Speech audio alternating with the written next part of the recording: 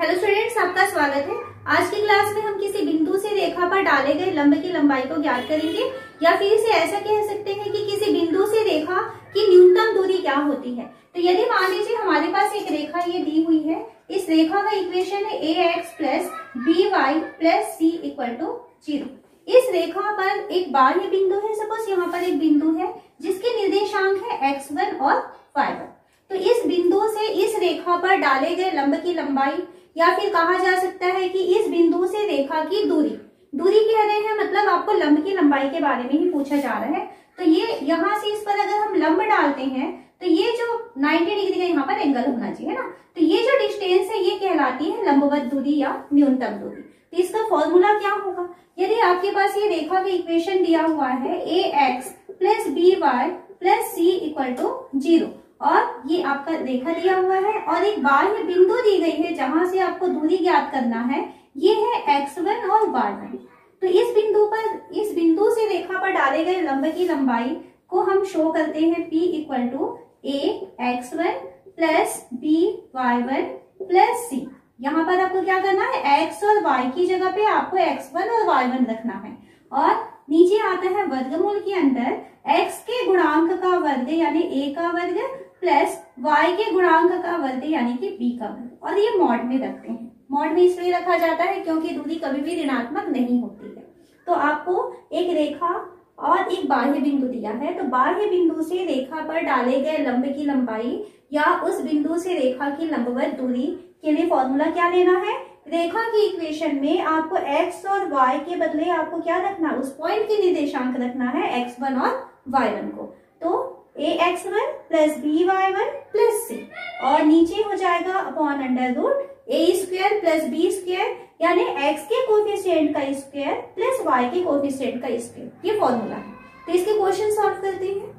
Question है बिंदु 3-5 की रेखा 3x minus 4y minus 26 equal to 0 से दूरी ज्ञात कीजिए। तो दूरी ज्ञात करने के लिए सबसे पहले हम रेखा का समीकरण हमको दिया हुआ है 3x minus 4y minus 26 equal to 0।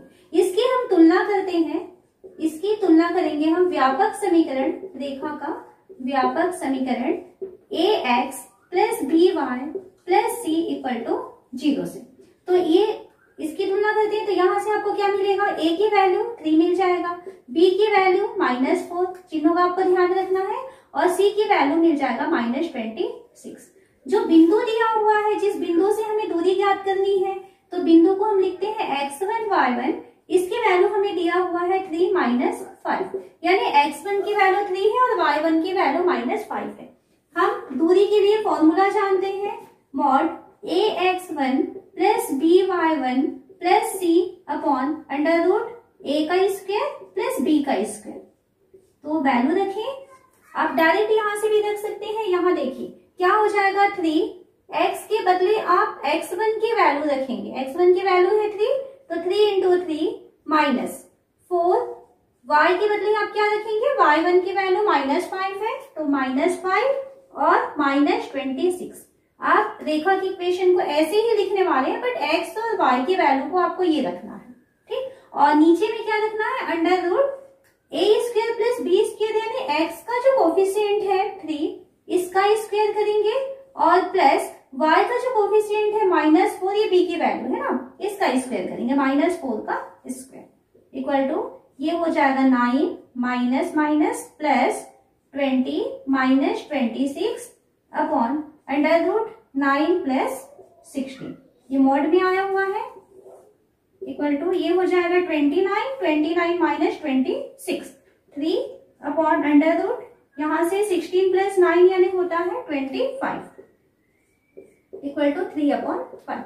तो ये इसकी लंबवत दूरी है। तो आपको क्या करना है, रेखा का इक्वेशन दिया जाएगा, रेखा के इक्वेशन का व्यापक समीकरण से तुलना करेंगे, ax plus by plus c equal to 0 से a की वैल्यू, b की वैल्यू और c की वैल्यू ये निकालेंगे। जो बिंदु दिया जाएगा उस बिंदु की तुलना करेंगे x1 y1 से, तो आपको x1 और y1 की वैल्यू मिल जाएगी। ये फॉर्मूला है, यहाँ पर ये आप a b c और x1 y1 की वैल्यू रखेंगे और उसके बाद फिर इसको सॉल्व करेंगे। नेक्स्ट क्वेश्चन है बिंदु -1 1 की रेखा 12x plus 6 equal to 5y minus 2 से दूरी ज्ञात कीजिए। तो यहाँ पर आपको जो रेखा का इक्वेशन दिया है 12x + 6 = 5y - 2, थोड़ा सा इसे सॉल्व करना पड़ेगा। तो ये हो जाएगा 12x + 72 = 5y - 10, या इसको ऐसा लिख सकते हैं 12x 5y इधर लाते हैं तो -5y और +72, और ये +72 हो गया और ये -10 आएगा तो +10 हो गया आया = 0। ये हो गया 12x - 5y + 82 = 0। ये रेखा का इक्वेशन है। इस इक्वेशन की हम तुलना करते हैं व्यापक समीकरण यानी ax + by + c = 0 से तुलना करने पर इससे हम तुलना करते हैं तो x का कोफिशिएंट होता है a की वैल्यू 12 मिला, y का कोफिशिएंट होता है b की वैल्यू -5 हो गया, और z ये जो कांस्टेंट टर्म है वो होता है c की वैल्यू आ रहा है 82। जो हमें बिंदु से उसमें लंबवत दूरी ज्ञात करनी है, उस बिंदु के निर्देशांक है x1 y1 = -1 ये x1 की वैल्यू है और ये y1 की वैल्यू है। तो दूरी के लिए फॉर्मूला क्या होता है? दूरी के लिए फॉर्मूला होता है मॉड में ax1 + by1 + c upon √a² + b²। Value देते हैं मॉड ax1। तो यहां से देखिए आप a b c और x1 y1 z1 की वैल्यू यहां से देख के रख सकते हैं, या फिर और क्या कर सकते हैं, डायरेक्ट आप इस इक्वेशन के पास चलिए, है ना। आप यहाँ से फॉर्मूला तो एक बार लिखना पड़ेगा क्योंकि आप क्वेश्चन सॉल्व कर रहे हैं, देन आपके हर स्टेप से मार्क्स होते हैं। तो फॉर्मूला तो आप लिखेंगे और उसके बाद आपको थोड़ा सा इजी करना है, तो आप ये रेखा की इक्वेशन में जाइए और रेखा की इक्वेशन में आप x और y के बदले में ये पॉइंट को रख दीजिए -1 और 1, तो डायरेक्ट यहाँ पे वैल्यू आ जाती है। तो ये हो गया 12, x1 के बदले क्या लिखना है -1, -5, y1 क्या हो जाएगा, तो y1 की वैल्यू है 1 + 82 अपॉन √a² + b²। तो a और b की वैल्यू कितनी है 12 और 5, तो अंडर रूट हो जाएगा 12 का स्क्वायर प्लस -5 का स्क्वायर इक्वल टू ये हो गया -12 -5 + 82 अपॉन अंडर रूट 12 का स्क्वायर 144, 5 का स्क्वायर 25। तो ये हो गया -17, तो ये आ रहा है 70 और 70 में 5 माइनस हो जाएगा तो हो जाएगा 65, और नीचे में आ रहा है अंडर रूट 169। 169 मीन्स ये होता है 13, ठीक है। इसका स्क्वायर रूट हो जाएगा 13, कैंसिल हो सकता है 13 1 से 13 5 से। देन हमको जो लंबवत दूरी ज्ञात करने कहा था कि इस बिंदु से इस रेखा की दूरी क्या है, तो इसकी दूरी हो जाएगी 5 और दूरी को हम यहाँ पे लिखेंगे इक्वल। तो इस तरीके से आप किसी बाह्य बिंदु से रेखा की लंबवत दूरी या न्यूनतम दूरी को ज्ञात कर सकते हैं। एक्स अक्ष पर बिंदुओं को ज्ञात कीजिए जिनकी रेखा x/3 + y/4 = 1 से दूरियां 4 इकाई है। तो यहाँ पर देखिए आपको क्या कहा जा रहा है कि एक्स अक्ष पर पॉइंट्स चाहिए। एक्स अक्ष पर किसी भी बिंदु के अगर निर्देशांक आप ज्ञात करेंगे तो वहां पर y की वैल्यू 0 होने वाली है, ठीक है। ये हमको यहाँ से थोड़ा हिंट मिलेगा, और साथ ही साथ हमें रेखा का जो इक्वेशन दिया हुआ है, रेखा का इक्वेशन क्या दिया हुआ है, ये है x/3 + y/4 = 1। ये अभी अंतःखंड रूप में है ना, तो इसको थोड़ा सा सॉल्व करते हैं। तो ये हो जाएगा 3x, यहाँ पे दोनों का हम लघुत्तम लेते हैं, लघुत्तम हो जाएगा 12, ये हो जाएगा 4x + 3y = 1, या इसे लिखा जा सकता है 4x + 3y = 12, या इसे हम लिख सकते हैं 4x + 3y - 12 = 0। ये रेखा का समीकरण है। इस रेखा के समीकरण में आपको क्या करना है, एक्स अक्ष में कोई एक बिंदु चाहिए और उस बिंदु से इस रेखा पर अगर हम लंब डालते हैं तो लंब की लंबाई जो है वो कितनी होनी चाहिए, 4 इकाई के बराबर है। तो यहाँ पर हमें कहता है एक्स अक्ष में बिंदु, तो एक्स अक्ष में किसी भी बिंदु के लिए आपको क्या लेना है, y की वैल्यू 0 होगी। अगर कोई भी पॉइंट एक्स अक्ष में होता है देन वहां पर x की वैल्यू तो मिलती है लेकिन y की वैल्यू जो है वहां पर 0 हो जाती है। तो एक्स अक्ष में बिंदु हम मान लेते हैं कि वो a0 है, और साथ ही साथ इसमें हमें लंब की लंबाई दिया हुआ है। इस बिंदु से रेखा की दूरी या रेखा पर लंब की लंबाई, इसकी वैल्यू हमको दिया हुआ है क्वेश्चन में कि ये 4 इकाई के बराबर है। लंब की लंबाई के लिए हमारे पास फॉर्मूला क्या होता है, ax1, ये देखिए यहाँ पे इक्वेशन दिया है तो हम फॉर्मूला यूज करेंगे ax1 plus by1 plus c upon under root a square plus b square, ये होता है लंब की लंबाई का फॉर्मूला। इसकी वैल्यू हमको दिया हुआ है 4 के बराबर।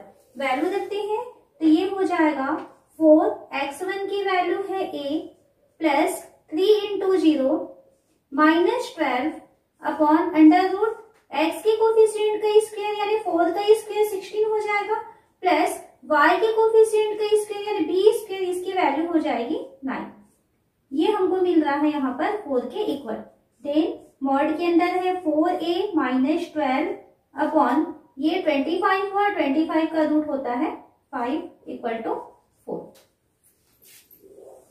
तो ये हो रहा है हमारे पास mod 4a minus 12 equal to ये 5 के लिए ट्रांसफर करते हैं तो 5 चौक 20, ये हो जाएगा 20। यहाँ पर दो स्थितियां संभव है क्योंकि मॉड आया हुआ है।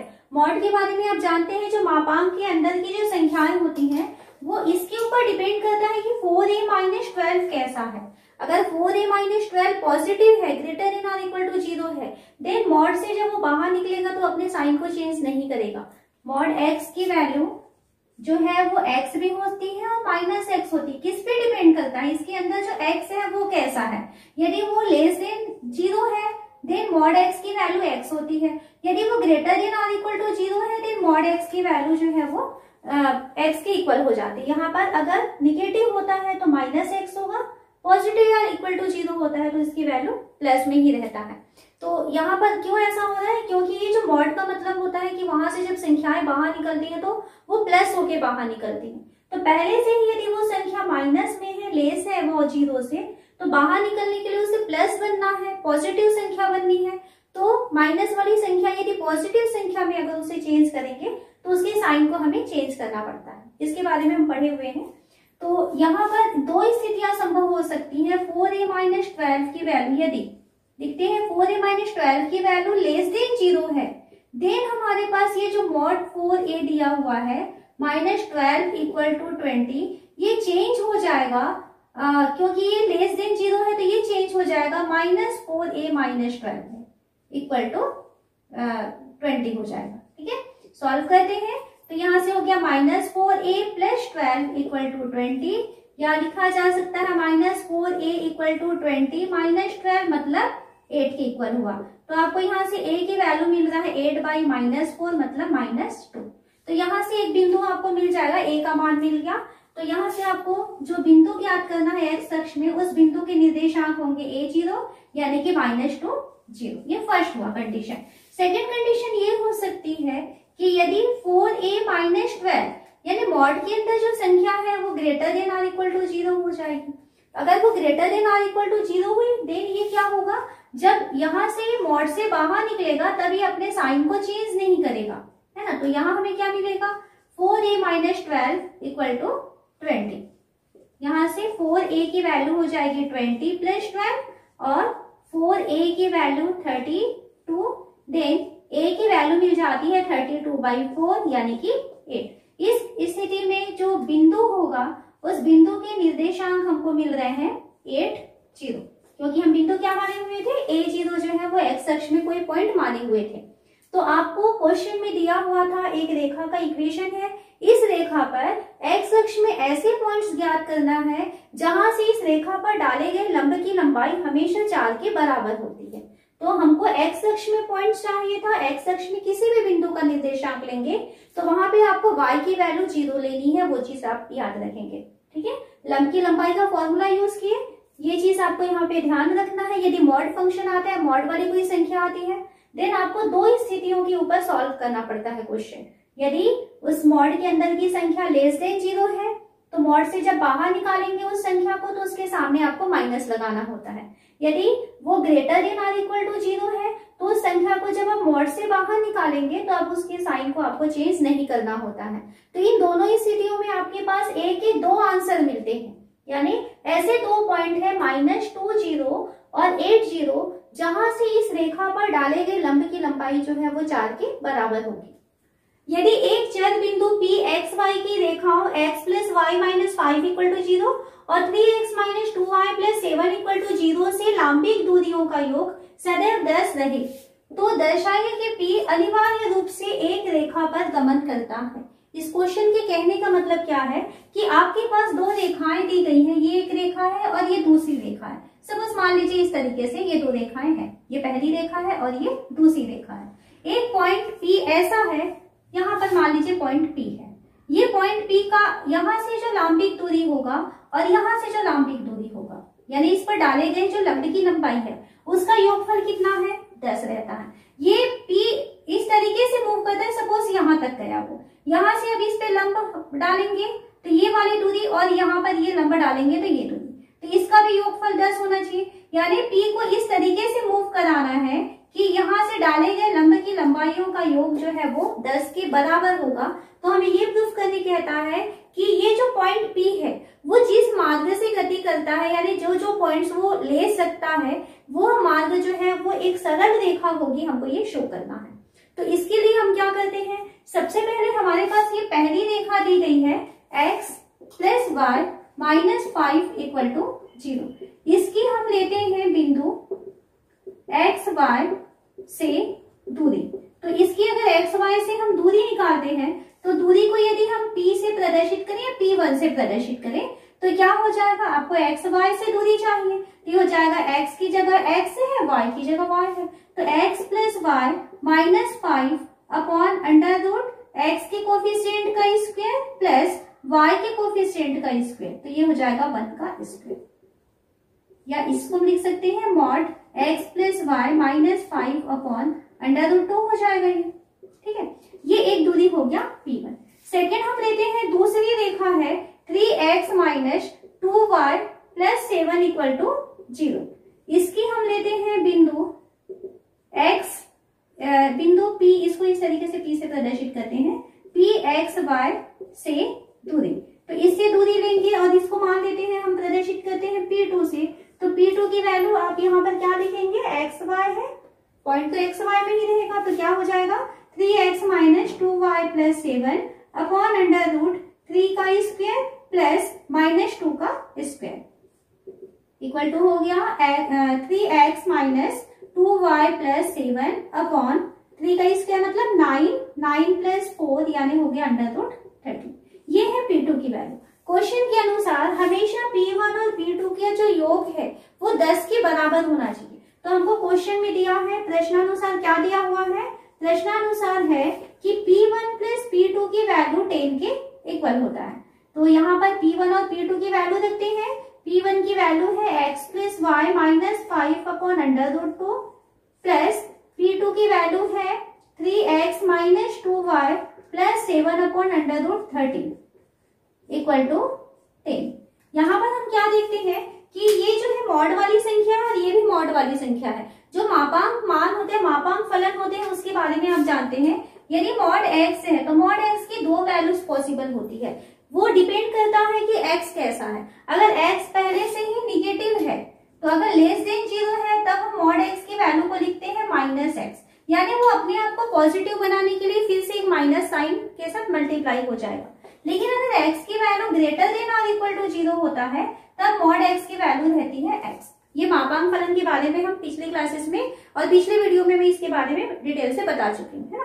तो यहाँ पे आपको क्या करना है कि ये जो मॉड वाली संख्या है इसके ऊपर डिपेंड करेगा कि आप मॉड जब बाहर निकालेंगे तो ये पॉजिटिव होने वाला है या निगेटिव होने वाला है। तो इसमें हम पहली कंडीशन लेते हैं कि यदि ये दोनों ही पॉजिटिव हो जाए, यानी x plus y minus 5 upon root 2 की वैल्यू ये greater than or equal to 0 है, और दूसरा है 3x minus 2y plus 7 upon root 13 ये भी greater than or equal to 0 है।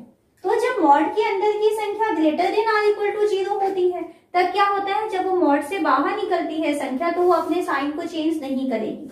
तो यहाँ से अगर ये दोनों ही ग्रेटर देन 0 है तो हम इसके बदले लिख सकते हैं x plus y minus 5 by root 2 plus 3x minus 2y plus 7 by root 13 equal to 10। इसको थोड़ा सॉल्व करें तो ये हो जाएगा root 13 x plus y minus 5 और प्लस √2, ये हो जाएगा 3x minus 2y plus 7 equal to 10√13, ठीक है, 10√26 हो जाएगा, 10√26। तो यहां से अगर हम इसको रेखा के फॉर्म में लिखना चाहते हैं तो देखिए, ये x के साथ में √13 है तो √13 यहाँ पे आएगा, x के साथ में यहाँ कौन है 3√2, तो ये दोनों जो है वो x के कोफिशिएंट है, यहाँ लिख लिए।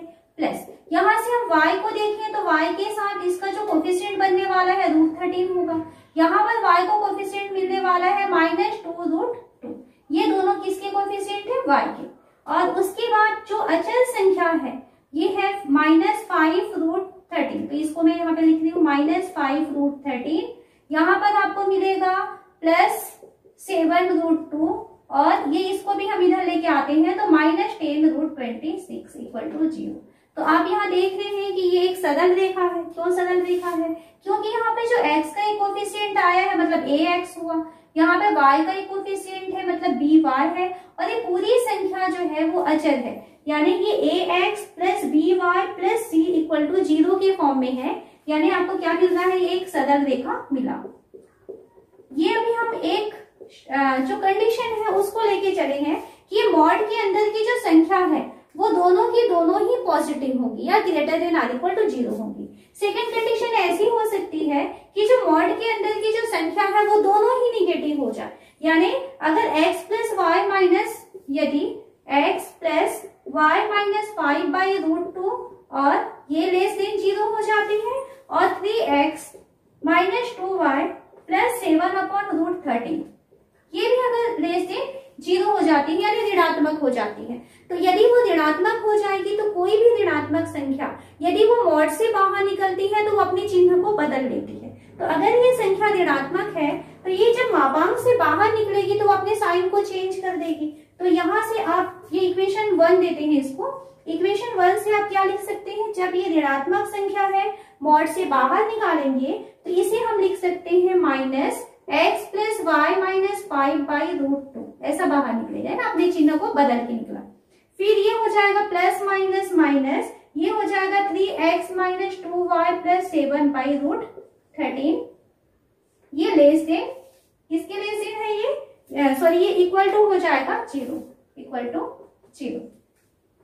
सॉल्व करते हैं, यहाँ पे भी इसका एलसीएम √26 से ही आने वाला है, और ये हो जाएगा √13 माइनस में आएगा x plus y minus 5 minus ये हो जाएगा √2 3x minus 2y plus 7 equal to 10√26। जिस तरीके से इसमें हम x के गुणांकों को और y के गुणांकों को सेपरेट किए थे वैसे ही करते हैं यहाँ पे। तो यहाँ पे x का गुणांक कितना है -√13 और यहाँ पर x का गुणांक आ रहा है -3√2। तो हमको एक ब्रैकेट में लिखना है -√13 -3√2, इसके साथ हो जाएगा x। फिर y के कोफिशिएंट देखते हैं, y का कोफिशिएंट कितना है, यहाँ पे -√13 है, यहाँ पर y का कोफिशिएंट माइनस और माइनस प्लस 2√2 ये है 1, और उसके साथ में आप जो है अचर पद को लिखेंगे तो ये हो जाएगा प्लस 5√13, यहाँ से आपको मिलेगा -7√2, और इसको यदि इधर ट्रांसफर करते हैं तो -10√26 इक्वल टू 0। तो आप देख रहे हैं ये अगर इसको हम a कहें, इसको यदि हम b कहें और इसको यदि हम c कहें तो कौन से फॉर्म पे जम रहा है, ये ax plus by plus c equal to 0, यानी इस कंडीशन में भी ये क्या बता रहा है, ये एक सरल रेखा है। तो इसमें और भी शर्तें होंगी। ये पहली शर्त की अगर जो है पहली कंडीशन की अगर दोनों मॉड के अंदर की संख्याएं पॉजिटिव होती है ना, greater than or equal to 0। Second condition हो सकती है कि मॉड के अंदर की दोनों संख्या निगेटिव हो सकती है। तो इस तरीके से सॉल्व किए। इसमें तीसरी और चौथी और कंडीशन कैसे हो सकती है कि इसमें से एक संख्या पॉजिटिव हो जाए, एक संख्या निगेटिव हो जाए। तो आपको सिर्फ ये याद रखना है कि जो मापांक फलन होता है, मापांक फलन किस तरीके से चेंज होता है।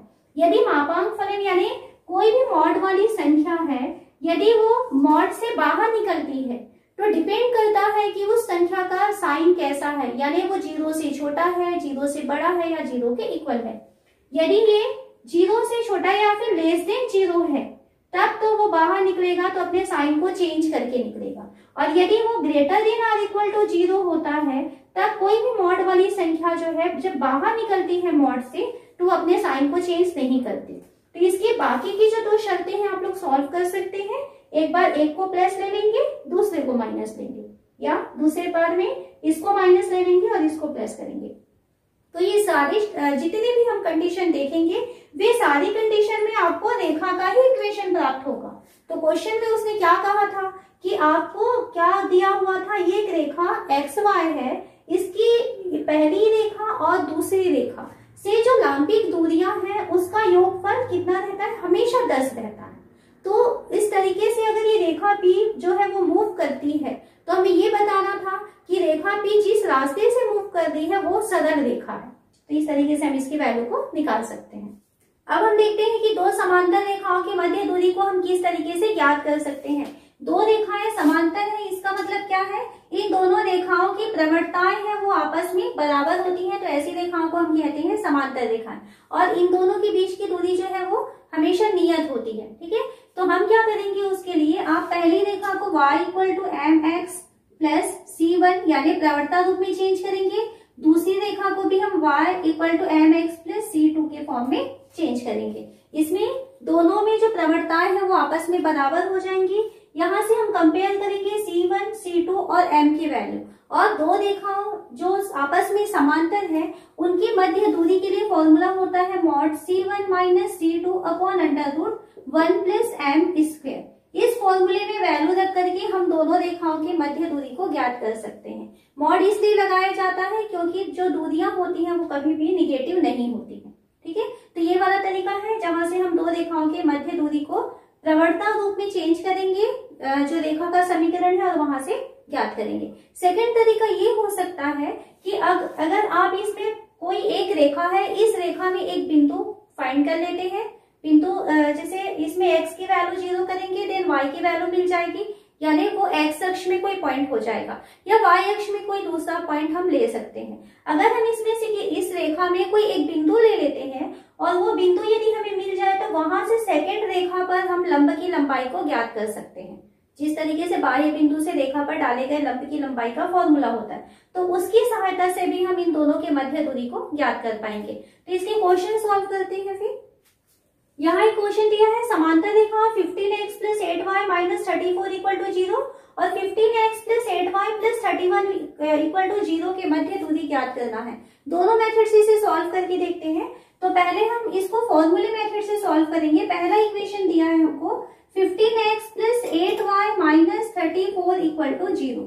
इसे प्रवणता रूप में चेंज करते हैं। प्रवणता रूप में चेंज करने के लिए आपको क्या करना होगा, 8y equal to minus 15x plus 34। Then यहाँ से हमें मिल जाएगा y equal to minus 15 by 8x plus 34 by 8। ठीक है, यहाँ से कैंसिल हो सकता है तो करेंगे, ये 4 टाइम जाएगा और ये 17 time. Then y equal to minus 15 by 8x plus 17 by 4। ये है इक्वेशन 1। सेकेंड इक्वेशन को लेते हैं। सेकेंड इक्वेशन है 15x plus 8y plus 31 equal to 0। इसे भी प्रवणता रूप में चेंज करेंगे तो ये हो जाएगा 8y equal to minus 15x और minus 31, y equal to minus 15 by 8x और माइनस 31 बाई 8। ठीक है, ये तो कैंसिल नहीं होगा। ये है सेकेंड इक्वेशन। ये y equal to M x plus C के फॉर्म में है। ये दोनों इक्वेशन 1 और इक्वेशन 2। तो इसे तुलना करते हैं तो c1 की वैल्यू हमको मिल रहा है c1 equal to 17 by 4, c2 की वैल्यू सेकेंड इक्वेशन से माइनस 31 बाई 8। c1 और c2 मिल गया। यहाँ से एम एक्स प्लस सी होता है तो हमें पता चला कि m की वैल्यू जो है वो माइनस 15 बाई 8 के इक्वल है। दोनों से आप देख सकते हैं दोनों में प्रवणताएं आपस में बराबर हैं। तो m मिल चुका, c1 मिल चुका, c2 मिल चुका। इन दोनों रेखाओं के बीच आपको दूरी चाहिए तो दोनों रेखाओं के बीच दूरी का फॉर्मूला होता है जो समांतर रेखा है उसके लिए ध्यान रखना, c1 minus c2 upon under root 1 plus m square. ये मॉड में रहेगा। वैल्यू देखें तो c1 की वैल्यू हमको मिल रहा है 17 बाई 4 माइनस c2 की वैल्यू मिल रहा है 31 बाई 8 और ये माइनस में है तो फिर से ये प्लस हो जाएगा, और नीचे में आ रहा है अंडर रूट 1 प्लस m का स्क्वायर, तो m की वैल्यू -15/8 है, तो ये हो जाएगा -15/8 का स्क्वायर। सॉल्व करते हैं तो इसका एलसीएम हो जाएगा 8, ये हो जाएगा C1 की वैल्यू था 17 था, है ना, ये 17 2 सा 34 प्लस 31, और इसके नीचे में आ रहा है अंडर रूट 1 प्लस 15 का स्क्वायर 225, और ये हो गया 64। ये मॉड के अंदर में आ रहा है, इसको हम प्लस करते हैं तो 65/8 हो जाएगा, और इसके अंदर स्क्वायर रूट के अंदर आ रहा है 64 प्लस 225, यानी कि हो जाएगा 289/64। ये हो गया 65/8, और नीचे आ रहा है 289 यानी 13 का स्क्वायर रूट होता है, और ये 13 नहीं, ये 17 का होता है, 17 का स्क्वायर रूट होगा, और नीचे 64 यानी कि ये 8 का। ठीक, दोनों से 8 कैंसिल हो जाएगा, तो 65/17। तो हमको पता चला कि इन दो जो रेखाएं हमको दी गई थी, इनके बीच की जो दूरी है वो है 65/17 इकाई। तो इस तरीके से आपके पास दो रेखाएं ली जाएंगी, तो दो रेखाओं को आपको क्या करना है, प्रवणता फॉर्म में चेंज करेंगे। y = mx + c के फॉर्म में आप रेखाओं को चेंज करेंगे। पहली रेखा के लिए ये C1 की वैल्यू देगा, दूसरी रेखा में जो अचर पद है वो C2 बनाएगा। ठीक, और m जो है, दोनों रेखाएं अगर समांतर है तो दोनों में m की वैल्यू जो है वो सेम होती है। C1 C2 और m, ये तीनों चीजें मिल जाएंगी, तो समांतर रेखाओं के मध्य दूरी का formula mod C1 - C2/√1 + m²। इसकी सहायता से हम इन दोनों के बीच की दूरी को ज्ञात कर सकते हैं। अब इसी क्वेश्चन को हम सेकेंड मेथड से सॉल्व करेंगे कि हम पहली रेखा से एक पॉइंट लेंगे, उस पहली रेखा के पॉइंट से सेकेंड रेखा में लंब की लंबाई डालेंगे, और लंब की लंबाई जो है वो दोनों के बीच दूरी जो है इतना ही आएगा। ठीक है, तो एक ही क्वेश्चन को हम दो मेथड से करके देखते हैं, जिससे आपको दोनों मेथड की प्रैक्टिस हो जाएगी। पहली रेखा है 15x + 8y - 34 = 0। इस रेखा में हम एक बिंदु चाहते हैं, तो हम मान लेते हैं कि वो बिंदु हम x अक्ष या y अक्ष पे लेते हैं, जिससे कि हमें आसानी होती है। x की वैल्यू को अगर 0 रखेंगे तो y अक्ष में आपको एक पॉइंट मिलेगा, y की वैल्यू यदि 0 रखेंगे तो जो बिंदु मिलेगा वो x अक्ष में मिलेगा। तो यहाँ पे अगर हम x अक्ष में कोई बिंदु चाहते हैं तो आप क्या करेंगे, y = 0 रखने पर अगर y की वैल्यू 0 रखते हैं तब ये हो जाएगा इक्वेशन 15x + 8 × 0 - 34 = 0। तो ये हो गया 15x = 34, और यहाँ से आपको x की वैल्यू मिल जाएगा 34/15। ठीक है, तो ये जो बिंदु है, आपको बिंदु क्या मिला, बिंदु मिला 34/15, और y की वैल्यू है 0। ये एक बिंदु है, कहाँ पर है, ये इक्वेशन 1 में है। इस बिंदु से इस सेकेंड रेखा पर डाले गए लंब की लंबाई जो है वास्तव में उन दोनों के बीच की समांतर रेखाओं के बीच की दूरी होगी। ये जो हम बिंदु प्राप्त किए हैं 34/15 और 0, ये फर्स्ट रेखा का एक पॉइंट है। यहाँ से हम इस पर डाले गए लंब की लंबाई ज्ञात कर लेंगे। लंब की लंबाई के लिए फॉर्मूला पढ़े हुए हैं हम लोग, है ना। तो इस बिंदु से हम कौन सी रेखा ले रहे हैं, 15x + 8y + 31 = 0 पर हमें चाहिए लंब की लंबाई। तो लंब की लंबाई के लिए फॉर्मूला क्या होता है, ax1 + by1 + c/√1 a² + b², ये फॉर्मूला होता है, और ये मॉड में रहेगा। इस फॉर्मूले में हम वैल्यू रखते हैं, तो यहाँ से a की वैल्यू है 15, x की वैल्यू है 34/15 प्लस by1, तो b की वैल्यू है 8 और y की वैल्यू है 0, तो ये हो जाएगा 8 × 0 + 31/√, x के कोफिशिएंट का स्क्वायर है, मतलब कि ये 15 का स्क्वायर हो जाएगा, प्लस y के कोफिशिएंट का स्क्वायर है, मतलब कि 8 का स्क्वायर हो जाएगा। यहाँ से 15 और 15 कैंसिल हो जाएगा, तो ये हमें मिला 34, ये तो 0 हो चुका, प्लस 31/√225 + 64, 65/289, यानी कि हमको मिल रहा है 65/70। ये जब सॉल्व करेंगे तो इसको आपको मॉड के अंदर रखना है। हालांकि यहाँ पे पॉजिटिव नंबर मिल रहा है, लेकिन अगर मान लीजिए निगेटिव आता है देन वो बाहर निकल करके पॉजिटिव हो जाएगा। तो हम इस मेथड से भी सॉल्व करते हैं तो हमको क्या मिल रहा है, इन दोनों समांतर रेखाओं के बीच की जो दूरी है वो 65/17 इकाई मिलता है। तो आपकी मर्जी है, आप किस भी मेथड से सॉल्व कर सकते हैं, लेकिन दोनों मेथड में आपकी प्रैक्टिस अच्छी होनी चाहिए। फर्स्ट मेथड में आपको ध्यान रखना है कि जो रेखा का इक्वेशन है उसको y = mx + c के फॉर्म में चेंज करेंगे, प्रवणता रूप में चेंज करेंगे। और प्रवणता रूप में चेंज करके पहली रेखा से C1, दूसरी रेखा से C2 और यहाँ से m की वैल्यू निकालेंगे। और फॉर्मूले की सहायता से, कौन सा फॉर्मूला था, C1 - C2 /√1 + m²। इस फॉर्मूले की सहायता से दोनों समांतर रेखाओं की दूरी निकाल सकते हैं। और सेकंड तरीका, इस तरीके से आप इसको सॉल्व कर सकते हैं।